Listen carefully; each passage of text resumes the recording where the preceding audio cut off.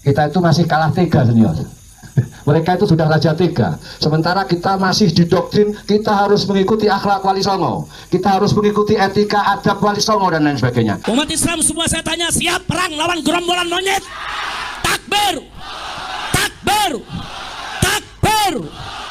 Assalamualaikum warahmatullahi wabarakatuh. Teman-teman, kita bertemu kembali di channel Cahaya Hidayah. Nah teman-teman, jadi di video kali ini saya akan membagikan video yaitu mengenai kesaksian Komandan Laskar Sabilillah Banyuwangi pasca tragedi di Pemalang, Jawa Tengah, yang waktu itu PWI LS yaitu diserang oleh FPI. Jadi gini teman-teman ya, jadi FPI ini mereka itu sudah didoktrin dari awal, yaitu untuk apa? Yaitu untuk asah golo, asah celurit, asah badik. Jadi mereka itu sudah disiapkan yaitu untuk menyerang PWI LS yang ada di Pemalang. Nah, jadi ini adalah kesaksian dari seorang kiai yang dimana kiai tersebut itu, jadi beliau itu sejak dari awal sudah didoktrin tidak untuk menyakiti apalagi membawa sajam, apalagi untuk menyerang FPI. Tapi kalau kita lihat di media-media teman-teman, mereka itu, kata kiai tersebut ya, mereka itu memutarbalikkan fakta bahwasanya PWLS ini menyerang duluan.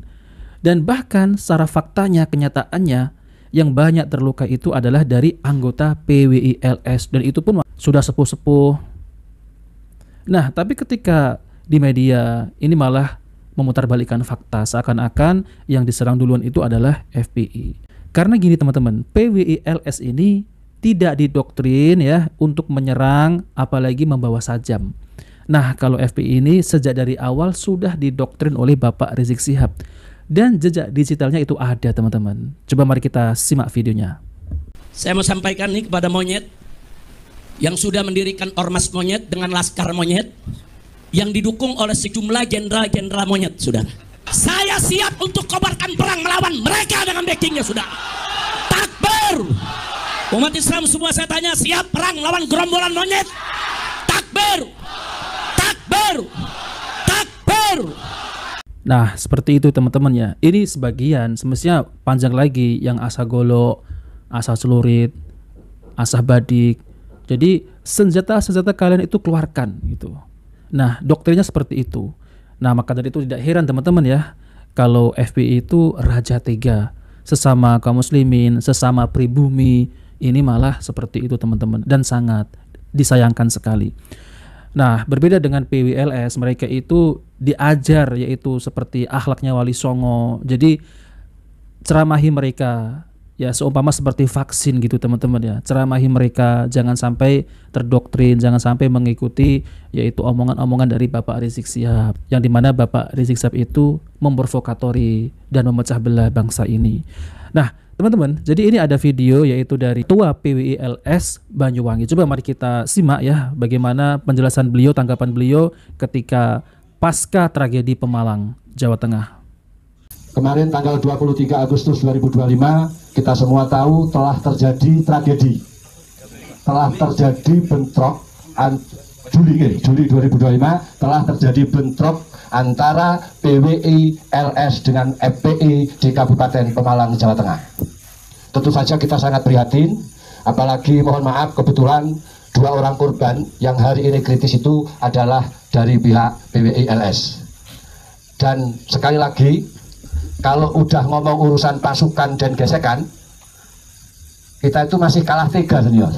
Mereka itu sudah raja tega. Sementara kita masih didoktrin kita harus mengikuti akhlak Wali Songo, kita harus mengikuti etika adab Wali Songo dan lain sebagainya. Sehingga pada saat kejadian itu kebetulan saya semalam suntuk tak tidur karena saya harus monitor. Kebetulan kami berada dalam satu grup, dalam grup Senopati. Jadi nanti ini yang biar disampaikan oleh Ketua PWI yang berkaitan dengan Diklat, pendidikan dan pelatihan. Nah kebetulan kemarin DPP itu mengadakan pelatihan instruktur ya, pelatihan instruktur, dan dari Kabupaten Banyuwangi terkirim 4 setelah mengikuti pelatihan instruktur itu mendapat gelar sebagai julukan Senopati.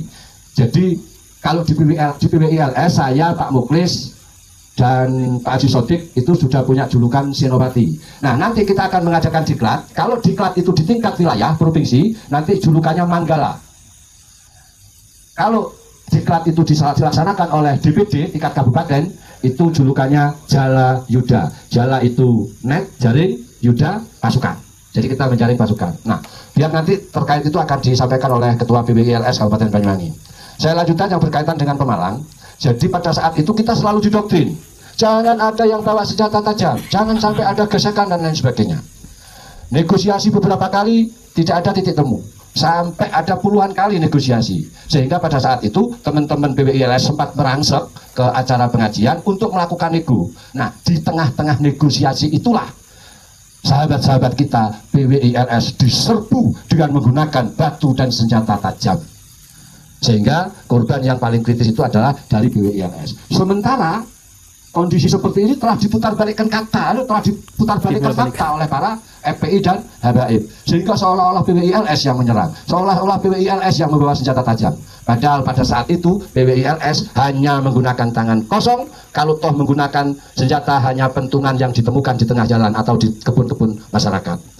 Sebenarnya korban yang banyak itu justru dari pihak FPI. Dari pihak FPI itu 15 lebih korbannya, dari kita 9. Cuman bedanya kalau FPI korbannya itu cuma luka-luka apa? Pukulan kayu, bambu dan lain sebagainya. Sementara yang dari PBILS itu lukanya karena kena tebasan senjata tajam.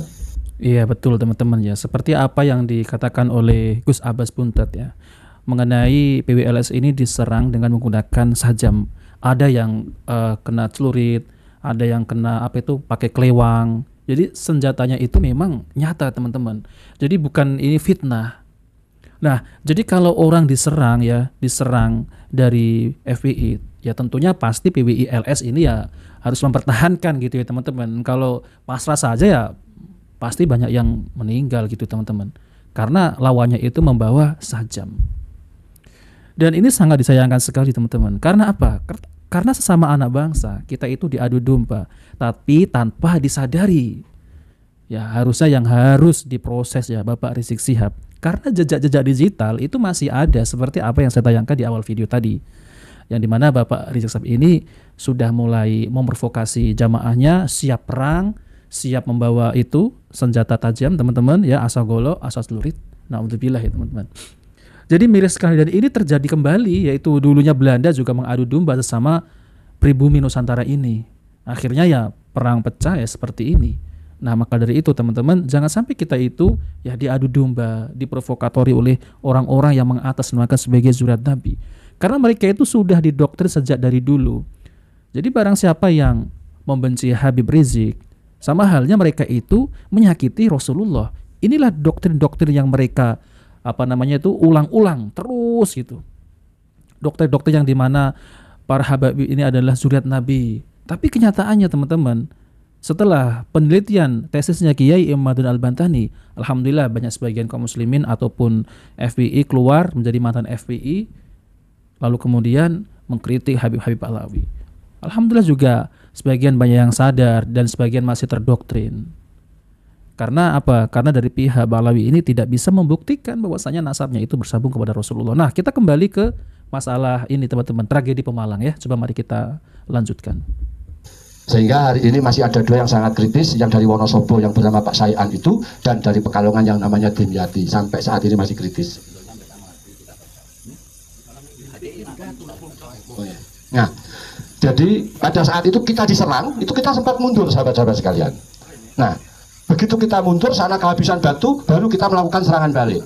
Pada saat itu, pasukan FPI itu sudah mundur, sudah lari terbirit-birit. Cuman pada saat mau dikejar, disitulah dihadang oleh pasukan Brimob. Andai kata waktu itu tidak dihadang oleh Brimob, saya yakin panggung itu akan roboh. Karena apa? Secara kuantitas jumlah kita lebih besar. Waktu itu PBILS sekitar 4.000. Sementara FPI cuma 750. Cuman bedanya mereka membawa senjata tajam, mereka membawa batu, kita hanya tangan kosong dengan bentungan. Yang kedua, pada saat terjadi serangan itu, anggota PBILS itu banyak yang nggak siap Pak. Jadi hanya beberapa sekitar 300 yang di depan itu, yang lain di belakang. Jaraknya jauh, sekitar 100 meter. Nah, 300 meter itu dari tempat transit ke acara. Kalau pada saat terjadi kerusuhan itu, pasukan yang sudah merapat dengan pasukan yang diserang itu sekitar 100 meter. Jadi 300 dikepung orang 750 bawa senjata tajam.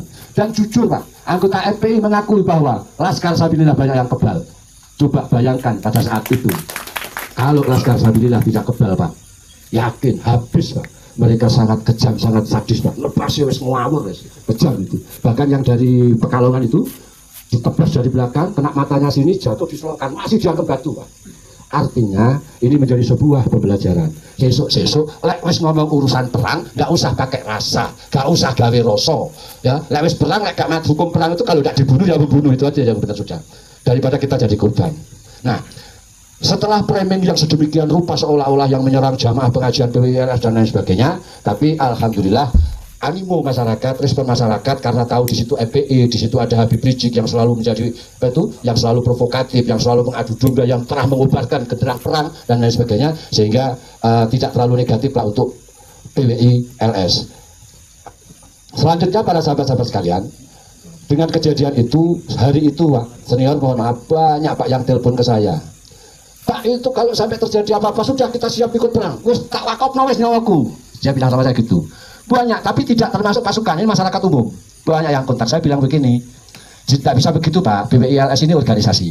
Organisasi itu ada aturan mainnya, organisasi itu ada ketentuannya. Cuman ya tak batin, lek panci wani tenan, kalau memang kepingin eksekusi Muhyiddin atau Wahid, ya aja pamit.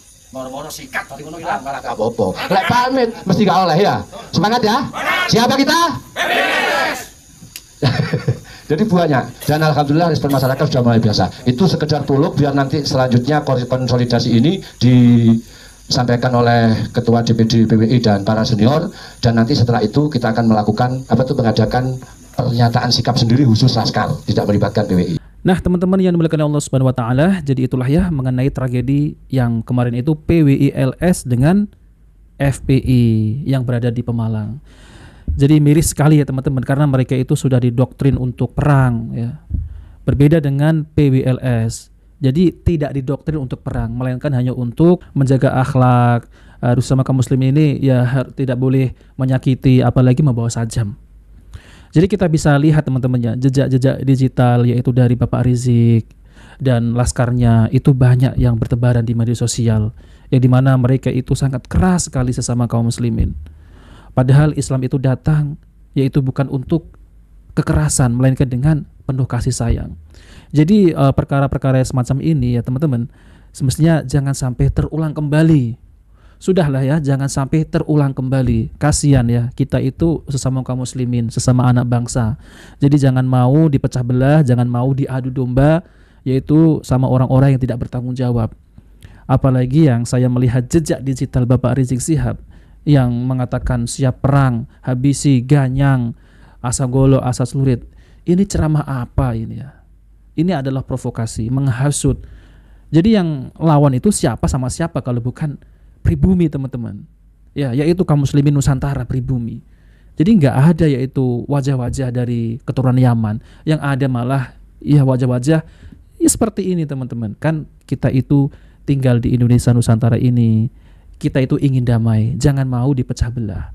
Ya semoga kedepannya lagi ya pemerintah kita ini menangkap yaitu orang-orang yang memprovokasi sesama antara kaum muslimin, ngajak perang lah ini dan itu. Semoga pemerintah kita itu adil, netral dalam menangani peristiwa tragedi di Pemalang ini. Nah oke teman-teman, jadi itu saja yang sampaikan. Kita bertemu di video berikutnya. Jika video bermanfaat jangan lupa like dan subscribe di channel Cahaya Hidayah. Wassalamualaikum warahmatullahi wabarakatuh.